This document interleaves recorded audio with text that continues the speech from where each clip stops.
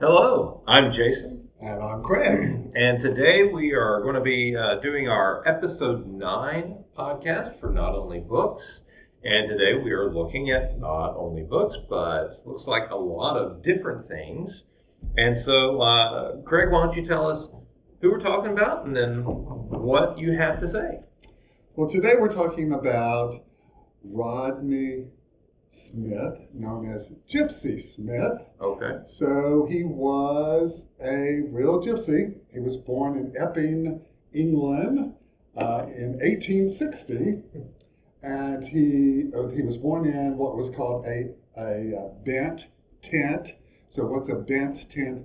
It would be a piece of wood or pieces of wood that were bent and put in the ground and then covered. So that's where he was born in Epping, which is a forest in northeast of London. And so he grew up. His parents were gypsies, and he spent his early days in Vardo. And what's a Vardo? It's a gypsy wagon. It's that classic item that you would see. Is that? And that's exactly a gypsy wagon that his family had.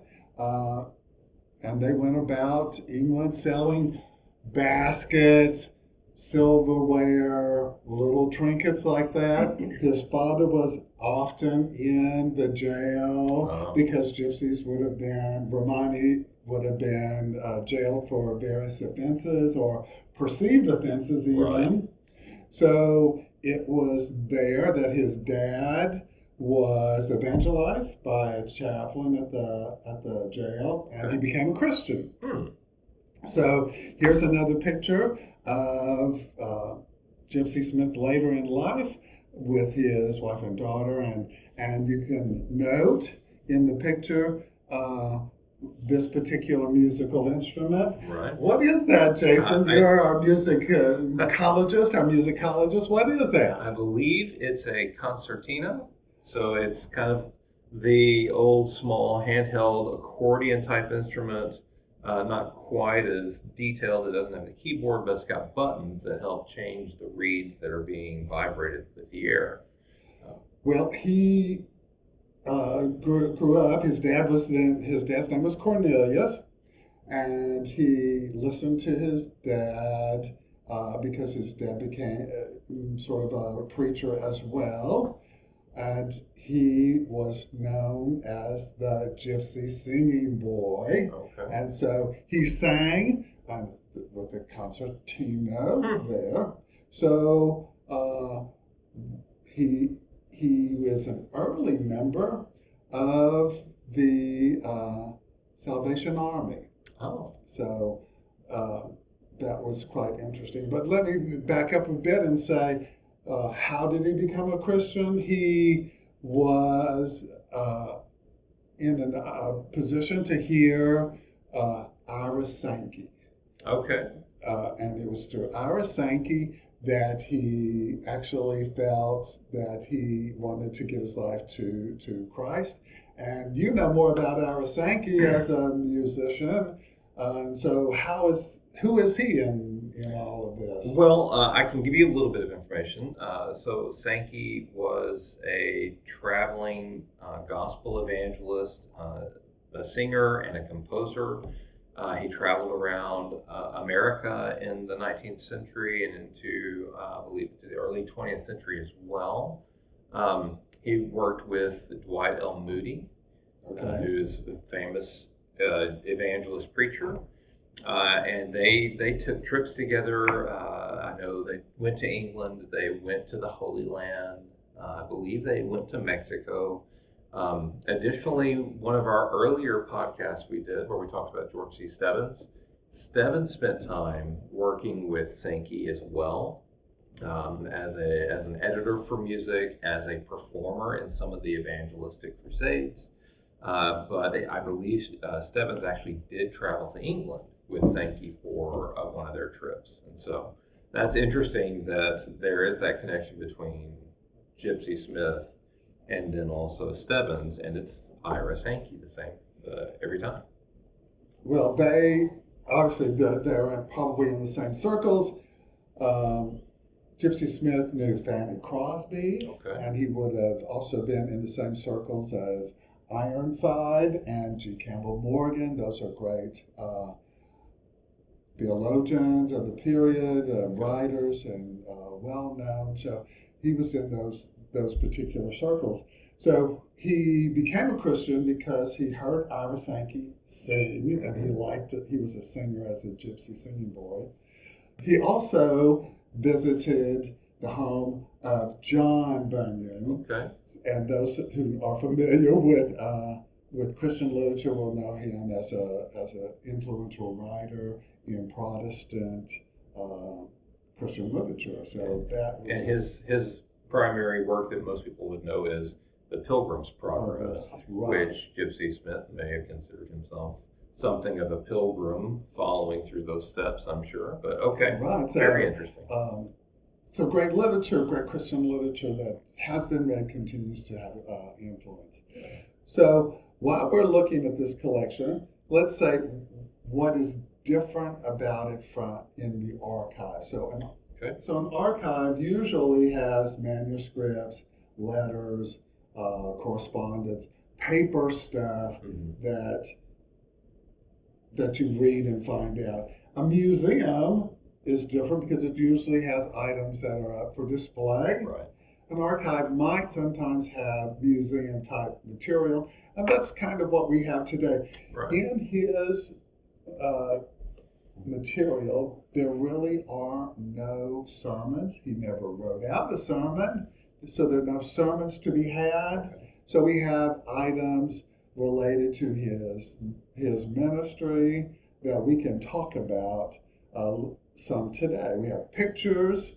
So he was an evangelist. He traveled a lot because, as I said, he was a member of the Salvation Army. William Booth, who was the founder of the Salvation Army, saw him, thought there was a lot of potential for this young man because he sang and he could connect with people. So he invited him to be a part of Salvation Army. So he traveled. He went back and forth doing revivals in the United States, across the Atlantic on a boat, 45 times. Wow. That's a lot of times going back and forth. And of course, that he died in the 40s, so he would have lived through the First World War and the Second World War, going back and forth on the boat during those treacherous times to be traveling. So among the things we have, let's take a look. We have a scrapbook. Okay. And here he is with different places that he's been and memories that he has, and his family put some of this together. So there are great ways of chronicling his life, which a researcher who's doing primary documents or whatever would not have his writings to look at, but would need to timeline his life through the information found in these news clippings and other materials that are there. Okay.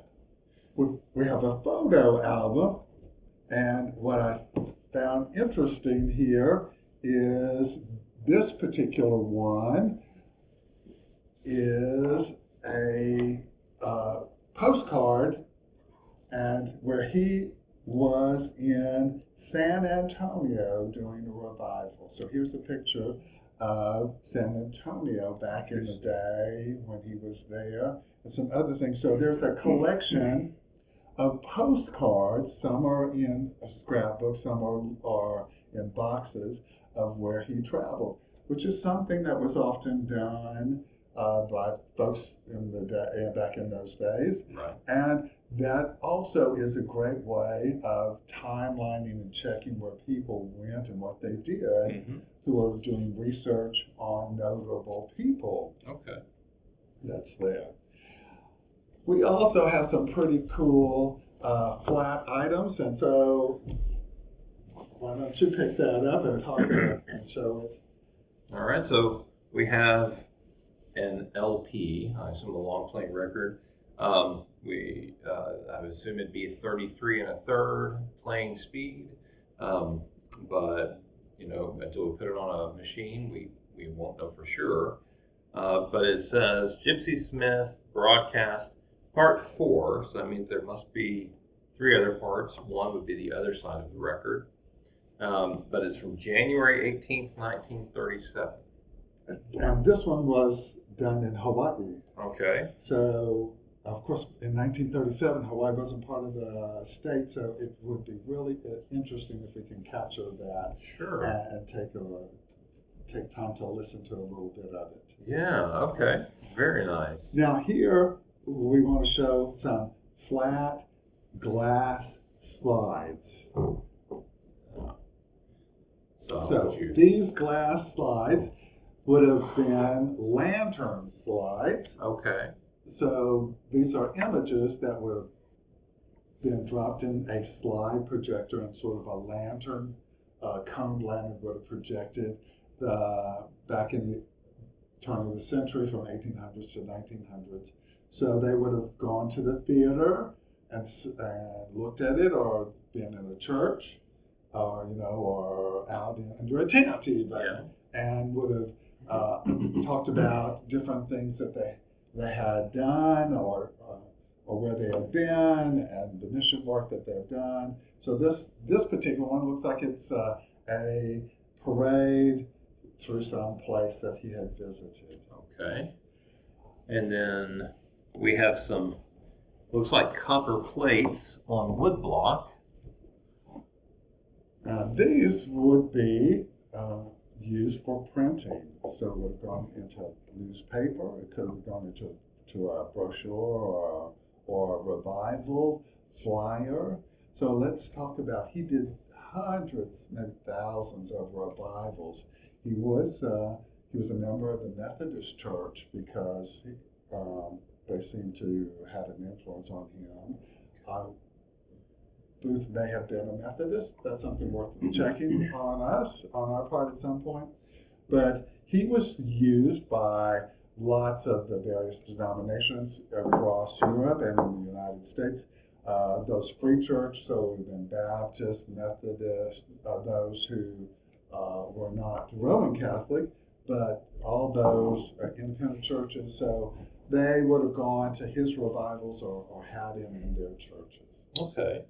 Now, like I said, he did not really have sermons that he wrote out, but he did write books. Right. And so we have some of his books, that belong to him, his copies.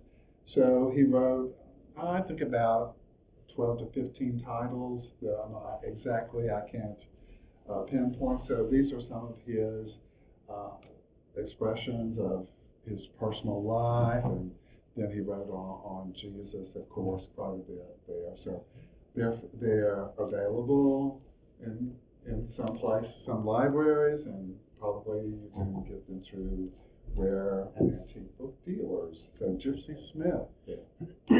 What we find also is a nice roll out panoramic view. This is from the Gypsy Smith Tabernacle in 1921 in Indianapolis. So obviously a tabernacle, if we remember what tabernacles were or are, the first tabernacle was the movable location where Israel met, and that's where God was. Right. So it was a tent. So I would suspect that the Gypsy Smith Tabernacle was a tent revival, and Indianapolis, and that is a picture of the choir. Look how expansive that is as the camera rolls across that. You can see the fashion of the day, the number of people, the age, and right there in Indianapolis drew quite a crowd. It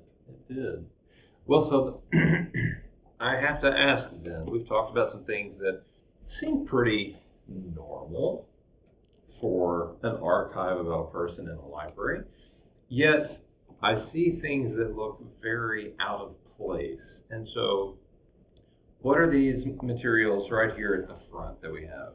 Well, sometimes families collect items like the pictures, but then they also have personal items or mementos that were given. And in this case, this was Gypsy Smith, like hairbrush or a brush of some sort. Okay. We have several brushes that he would have used, and as well as little personal items, a Gypsy Smith like wallet with cool items in it. So you can kind of look and see, it looks like a key Right. that he received. I don't know if that could have been a key to a building or here's a little pencil, little items. So things that they might have had at a revival or gave or away or somebody gave to him.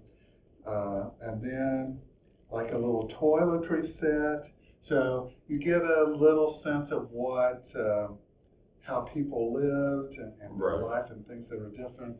I know today, the likelihood of us having a silver hairbrush comb, unless it was something given by somebody wealthy or for years of service, we probably have a plastic $2 brush found in our homes there. Right. And how cologne was marketed and sold, they would have reused the bottles, not like our plastic bottles that you would go to, the department store.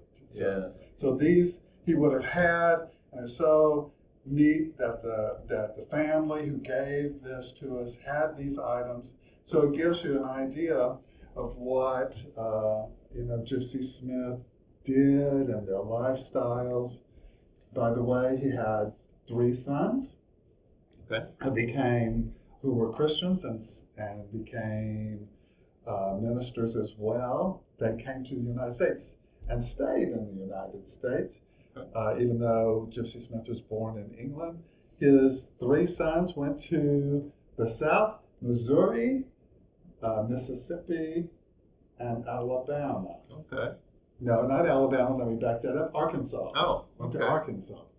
He even has a grandson now who is a captain in the Salvation Army here in the United States. So the tradition of being an evangelist and working with Salvation Army continues with the Smith family still in existence today. And we have a very nice picture of Gypsy Smith in his uniform as an officer in the Salvation Army. So lots of great primary documents, yes, as far as pictures and things, but primary sources, not necessarily a transcript or a manuscript, but wonderful things that show life as he went back and forth across the ocean. He died on that 45th trip across. He was on the boat, the Queen Mary. Okay. So he died on that. So he was coming to the United States. So they had his funeral in New York, and he is interred or buried back in that very same forest, Epping Forest, just outside London, where he was born. Okay. So that's where you can go and see a memorial to him as well. So it's a little bit of American history, a little bit of British history, a little bit about how American life was influenced by evangelist and evangelism. Well, it's a very, very interesting collection. I think it definitely requires more digging into to kind of really get an understanding of the breadth of it. But I think it's a great collection, and I'm glad that we got to look at it today. So I think that's probably all for our time today. Right, thank you. So thank you very much for joining us for episode 9 of Not Only Books, and keep your eye out for the next episode.